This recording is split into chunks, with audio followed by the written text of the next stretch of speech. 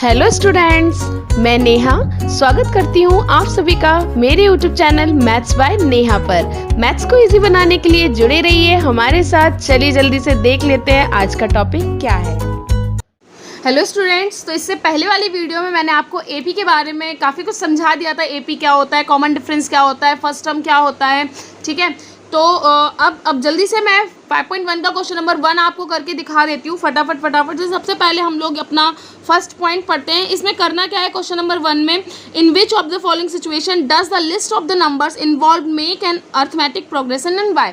जो ये हमें सिचुएशंस दे रखी हैं, इसमें जो नंबर्स दे रखे हैं, इन सिचुएशंस को जब हम लोग पढ़ेंगे और सॉल्व करेंगे तो कुछ टर्म्स निकल के आएंगे, कुछ नंबर्स हमें मिलेंगे। वो नंबर एक एपी बना रहे हैं या नहीं बना रहे हैं। अगर बना रहे हैं तो क्यों बना रहे हैं, और नहीं बना रहे हैं तो क्यों नहीं बना रहे हैं, हमें ये बताना है। तो जल्दी से देख लेते हैं।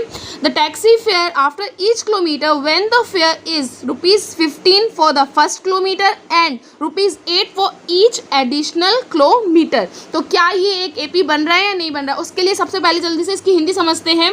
वो ये कह रहे हैं कोई एक टैक्सी है, वो किस तरह से अपना किराया चार्ज करती है। वो सबसे पहले 1 किलोमीटर, अगर 1 किलोमीटर आप जा रहे हो, आप कोई जर्नी कर रहे हो, सपोज 5 किलोमीटर्स की आप कोई जर्नी कर रहे हो, तो सबसे पहले 1 किलोमीटर जाने के लिए तो वो आपसे 15 रुपये लेगा, ठीक है।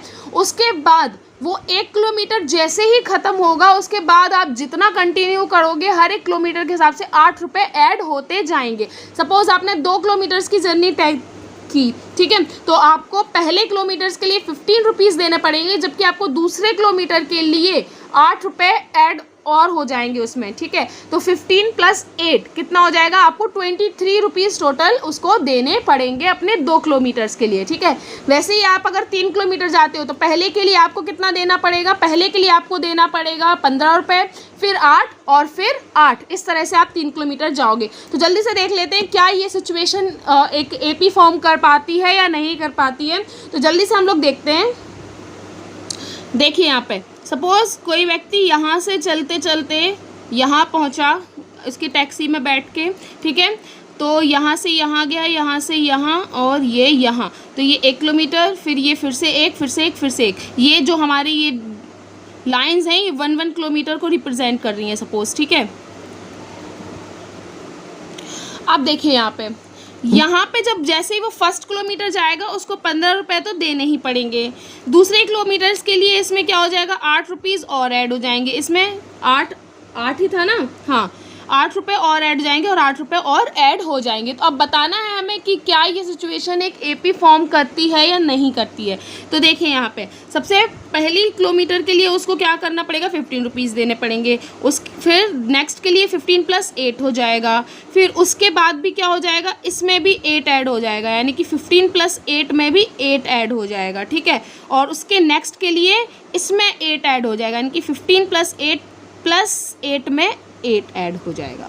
कुछ इस तरह से उसको पैसे पे करने होंगे अपनी जर्नी के लिए, ठीक है। तो हो जाएगा 15। अब देखिए यहाँ पे ये क्या हो जाएगा, 23 है ना। 23 में हम लोग जब 8 ऐड करेंगे तो कितना हो जाएगा, 31, ठीक है। इसमें भी अगर 8 ऐड कर देंगे तो हो जाएगा 39 और इस तरह से चलता जाएगा। तो अगर आप देखोगे तो इन सब के बीच में 8 का डिफरेंस है ना। इन दोनों को अगर हम सब्ट्रैक्ट करेंगे तो 8 आएगा, इनको करेंगे तो 8 आएगा, इनको करेंगे तो 8 आएगा। यानी कि जब हमेशा याद रखना, जब कॉमन डिफरेंस यानी कि इनको सब्ट्रैक्ट करने पर सेम डिजिट आए तो ये एक एपी है, ठीक है। अगर इनको माइनस करने पर सेम डिजिट ना आए, कॉमन डिफरेंस सेम ना आए, तो ये एक एपी नहीं है। तो ये एक एपी फॉर्म कर रही है। अब हम लोग जल्दी से अपनी सेकंड सिचुएशन देखते हैं। सेकंड सिचुएशन क्या है, ठीक है। तो सेकंड सिचुएशन में हम लोग देख लेते हैं। The amount of air present in the cylinder when a vacuum pump removes 1/4 of the air remaining in the cylinder at a time. अब जल्दी से देखना, the amount of air present in a cylinder, कोई cylinder में थोड़ी मतलब air present है, suppose उसमें V एयर प्रेजेंट है। V उसका वॉल्यूम होता है। किसी भी चीज़, किसी भी बर्तन के अंदर भले एयर हो, वाटर हो, कुछ भी हो उसके अंदर, उसको हम लोग कैसे, उसकी क्वांटिटी को क्या बोलेंगे, वॉल्यूम बोलेंगे, ठीक है, कि इतना वॉल्यूम उसके अंदर प्रेजेंट है। तो किसी सिलेंडर के अंदर कुछ अमाउंट एयर प्रेजेंट है when a pump when a vacuum pump removes 1/4 of the air remaining in the cylinder at a time. देखिए बेटा, सपोज किसी सिलेंडर में एयर प्रेजेंट है। अब जो क्या कर रहा है पंप, क्या कर रहा है, उसमें से पंप ने पहली बार में 1/4 एयर रिमूव कर ली, ठीक है, तो कुछ एयर बचेगी।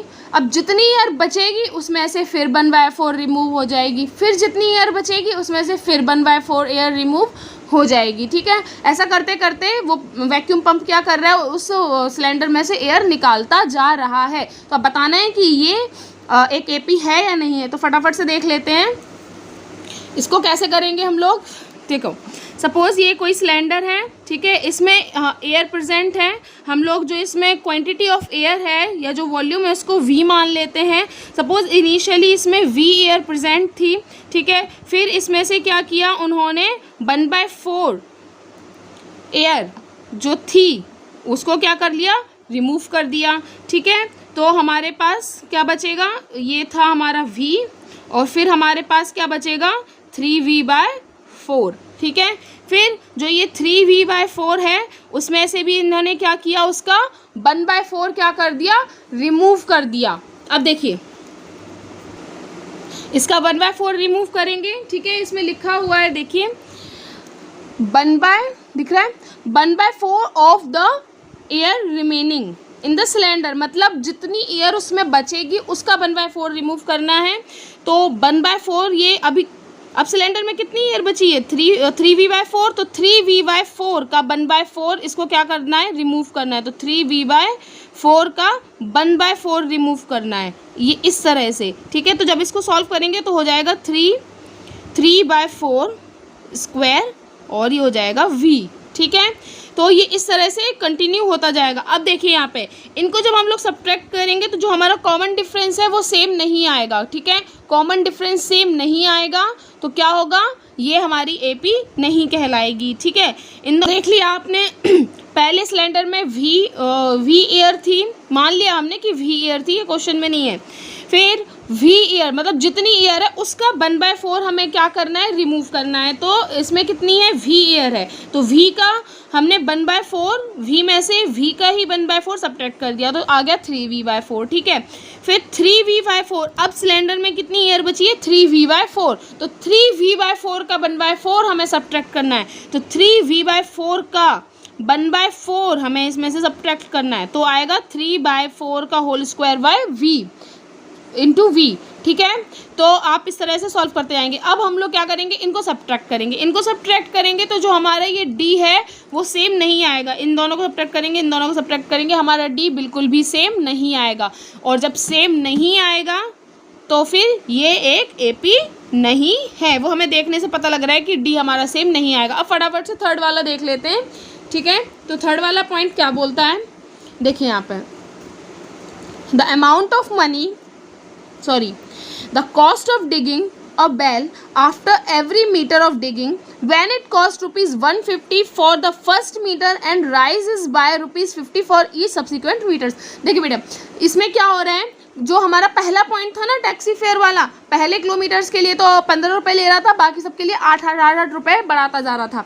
वैसे ही इसमें हो रहा है, इसमें एक कुआं खोदा जा रहा है। जब वो पहला मीटर खोदेगा, मतलब पहला 1 मीटर तक खोदेगा तो वो 150 रुपये लेगा। फिर उसके बाद जो आगे के मीटर्स वो खुदाई करेगा तो हर एक मीटर पे 50 रुपये बढ़ाता जाएगा। देखिए उसको कैसे करेंगे हम लोग, देखिए ये कुआं खोदा जा रहा है। सपोज़ यहाँ से उसने ये इस तरह से, ठीक है, सपोज़ यहाँ से उसने खोदना शुरू किया तो ये जब तक वो 1 किलोमीटर तक खोदेगा, I mean 1 मीटर तक खोदेगा, तो वो 150 रुपये ले रहा है, उसके 150 ही ले रहा है ना, हाँ।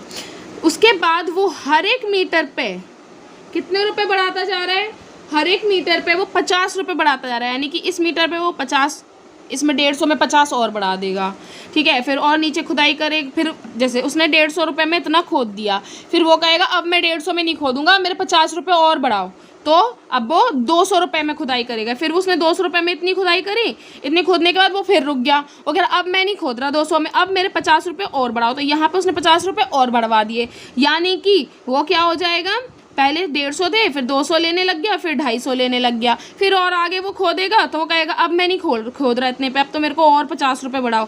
तो वो इस तरह से क्या हो जाएगा, 50-50 रुपीज़ वो हर एक मीटर पे अपने बढ़ाता जा रहा है। ठीक है, यानी कि पहले मीटर्स पे वो 150 रुपये में कुएँ को खोद रहा था, फिर उसने 50 रुपये और बढ़ा दिए। जब उसने 50 रुपये बढ़ा दिए तो उसके हो गए 200 रुपये, फिर उसने 50 रुपये बढ़ा दिए तो उसके हो गए 250, फिर उसने 50 रुपये बढ़ा दिए तो हो गए इसके 300। ठीक है, तो अगर आप इसको अच्छे से देखेंगे समझेंगे तो देखिए 150, 200, 250, 300 एंड सो ऑन। ठीक है, अब अगर आप इसमें ध्यान से देखेंगे तो आप क्या पाएंगे कि इन दोनों को अगर माइनस करेंगे 50 आएगा, इनको माइनस करेंगे 50 आएगा, इनको माइनस करेंगे 50 आएगा, यानी कि इन सब का डिफरेंस जो कॉमन डिफरेंस है यानी जो डी है वो क्या है, सेम है। तो ये एक एपी है, ये एक एपी है। ठीक है, अब हम लोग नेक्स्ट देख लेते हैं जल्दी से। अगला हमारा क्वेश्चन क्या है,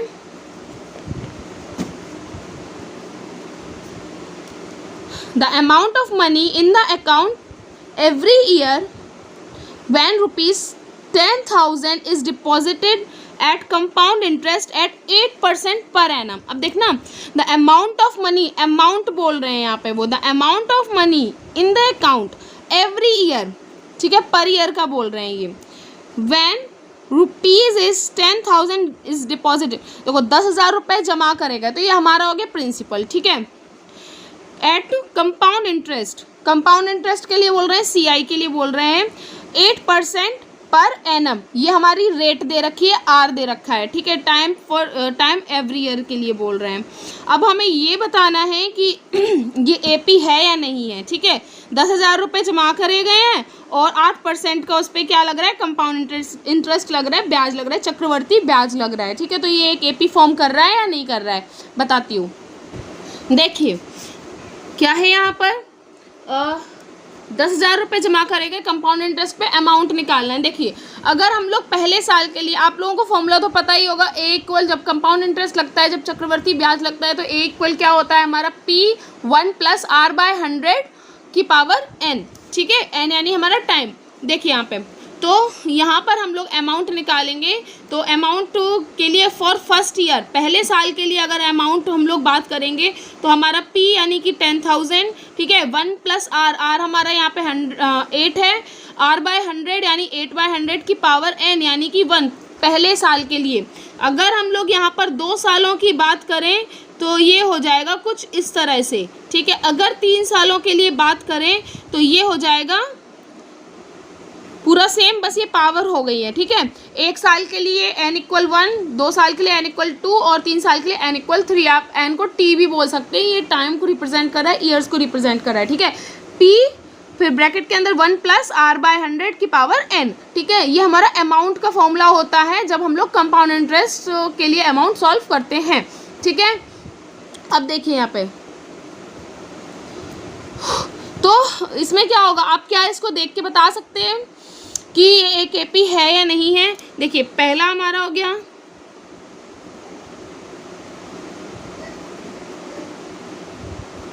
ठीक है, तो ये एक एपी नहीं है, क्योंकि देखिए आप इसको बता पा रहे होंगे कि इसमें हमारा जो कॉमन डिफरेंस है वो बिल्कुल भी सेम नहीं है, तो ये एक हमारी एपी फॉर्म नहीं हो रही है। ठीक है, तो ये हमारा क्वेश्चन नंबर 1 कंप्लीट हो गया। क्वेश्चन नंबर 2 मैं अपनी नेक्स्ट वीडियो में बताऊंगी, तो आप ये पूरी वीडियो ये पूरी सीरीज देखते रहिएगा। होप आप लोगों को ये सब समझ में आ गया होगा। Thank you. आशा करती हूँ आप सभी को मेरी वीडियो बहुत पसंद आई होगी, तो जल्दी से मेरे चैनल को सब्सक्राइब करें, वीडियो को लाइक करें, अपने दोस्तों के साथ शेयर करें और हाँ, बेल आइकन प्रेस करना बिल्कुल मत भूलना। मिलते हैं एक और नई वीडियो के साथ, तब तक के लिए बाय बाय।